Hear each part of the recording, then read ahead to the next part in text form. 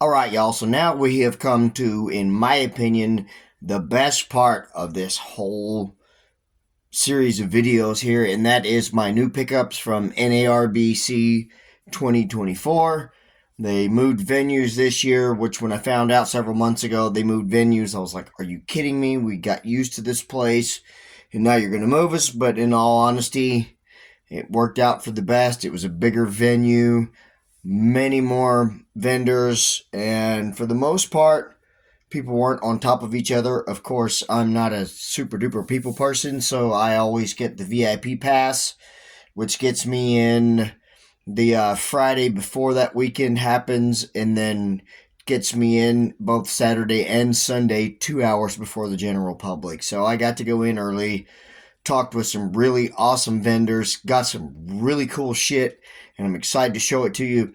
This is my first one and probably the plainest, I guess you could call it, out of what I got. I got this from Tie-Dye Exotics, which is a high-end retailer vendor out of southern Texas around the Houston area. Ty Randall and his wife and daughter are really awesome people. This is a Latrodectus hesperus, or Western Black Widow. Now, apparently they are common or native around here, although I have never seen them. But the only reason it made me pull the trigger on this one is because of the egg sac, because I thought, what the hell, let's try our hand at raising some Western Widows.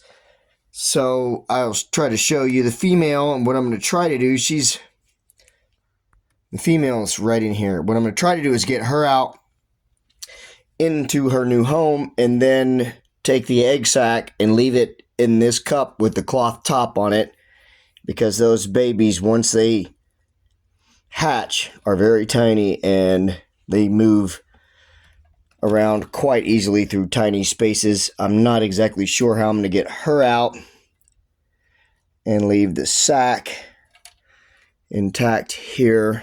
This is kind of tricky, and I know some people are probably like biting their nails right now, like, oh my gosh, you're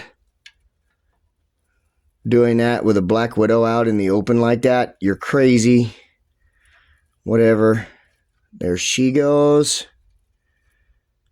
Beautiful, beautiful girl. Get her out of that Excelsior. Come on, mama, you're almost there. Come on, girly.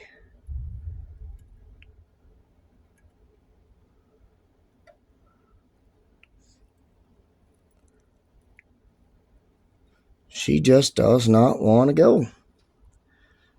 There we go. There we go. There's my girl. Okay, now we're going to take this egg sac and everything, drop it back in that cup with a cloth top on it, and we're going to leave her to reestablish a new home.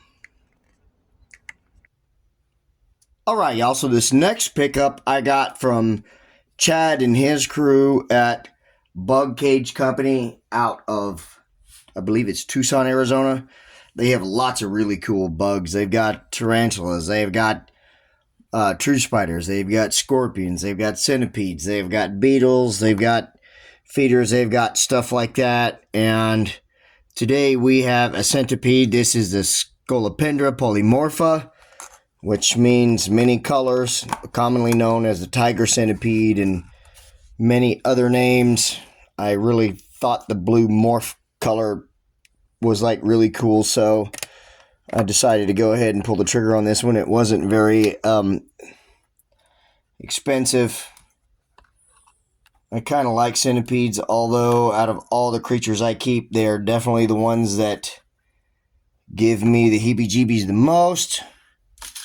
And this one's already trying to get out, so we're going to go ahead and close that off and move on to the next one. Alright, so up next is another pickup from Bug Cage Company, Chad and his crew. This is something that has been the desire of my heart for a long time. Some of you will remember that I got one of these at NARBC last year. It was much smaller than this one, and for some strange unknown reason, like 2 days after I rehoused it, it freaking died, which really pissed me off because they're pretty hard to find. Now, they're native to mostly Arizona, but parts of Texas and northern Mexico. And they can come in different color morphs. There's one known as the Texas Redhead Centipede, which are supposedly native around here, although I have never seen them, and they're almost like reverse coloration of these guys, as in a dark body and red head and tail, but I have never seen them. This particular species right here, the Scolopendra heros, the giant desert centipede, they can get upwards of 7 or 8 inches, sometimes in captivity a little bigger. This one right here is probably a good 3 inches, so it's a well-started peedling, so hopefully it will survive. And as you can see, they cannot climb smooth surfaces, but they can project their bodies up almost all their body length, which this one is just right where it can't reach the top. I'm super excited to have this guy, and hopefully it will grow up nice and big. We got 2 more critters to rehouse, and then we're done with this. Alright, so here, guys, we have another pickup from Tie-Dye Exotics. Ty Randall and his family. Really, really awesome guy. I sat around his table most of the day shooting the shit with him. Really cool guy to talk with. Got some really, really awesome stuff. I mean, he's got breeds and keeps tarantulas and true spiders, scorpions, centipedes, just about anything you can imagine. And I have been looking into getting more into the true spider end of things, although I have some jumpers and some widows. I've wanted to kind of branch out into maybe like huntsmen and other things like that. And this is one of those particular groups of spiders I've really wanted to get into, and this is the Hourglass Trapdoor spider. This one right here is the Thai Hourglass Trapdoor spider, the Cyclocosmia. You be the judge. It's a rarer species of the Hourglass Trapdoor spider. The most common is the Chinese Hourglass or the Cyclocosmia ricketi. Really, really awesome looking spider.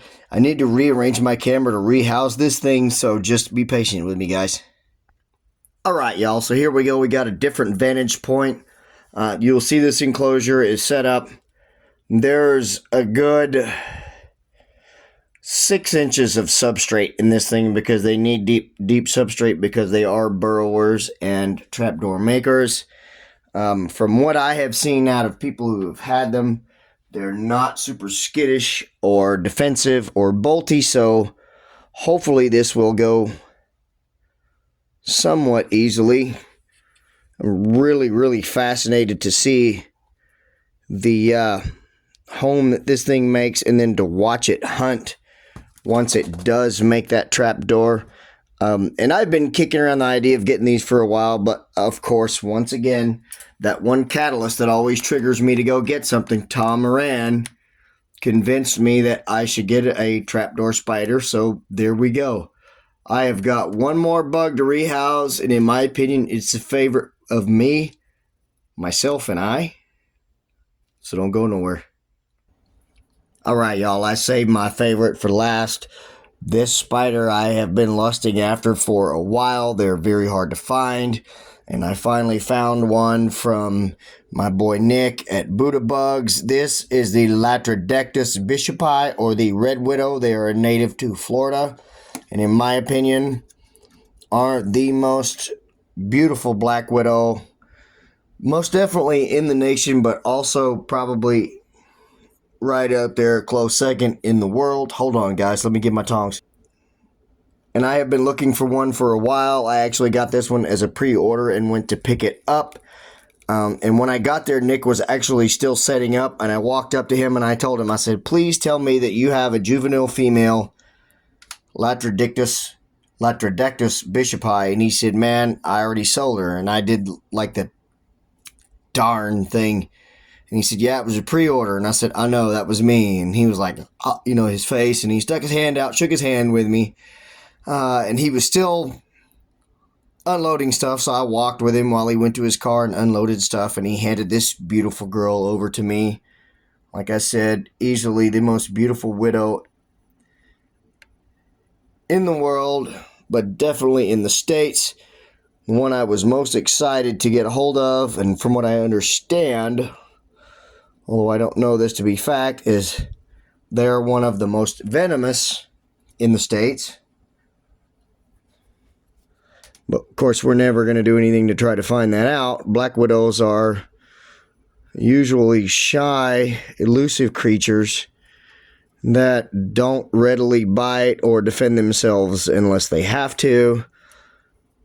Most people think because they are highly venomous that they're deadly and that they kill people and that they want to kill people, and that's just not the case. So there we go. Super excited about my new pickups. I want to give some shout outs. Tyler Kirk from the Spider Shop. The man himself was at NARBC, which was super awesome. Thank you, Tyler, for coming to Dallas. Hope you did well and will come back. North Texas Tarantula Breeders, Rand and Allie. I did not get anything from you guys, but it was super awesome to talk to y'all. He breeds and sells tarantulas, and she makes all kinds of other good shit. So go check them out. Let's see. Who am I missing? Nick from Buddha Bugs. Ty from Tie-Dye Exotics. Chad and them from Bug Cage Company. Rand and Allie from North Texas Tarantula Breeders. Tyler Kirk from Spider Shop. I feel like I'm forgetting somebody, and if I do, forgive me. If you ever get a chance, guys, especially if you're around the Dallas area, to go to like NARBC or one of those shows, please do go and check it out because it's an awesome experience and just super awesome people to deal with and hang out with. Y'all, I hope you enjoyed this video. Sorry it's been so long since I've put anything out. Hopefully I can start doing a lot more content now. Hope you guys have a wonderful day or night wherever you are. Don't forget to like, comment, and share. And if you haven't subscribed, please do that. Y'all, take care of yourselves and each other. God bless.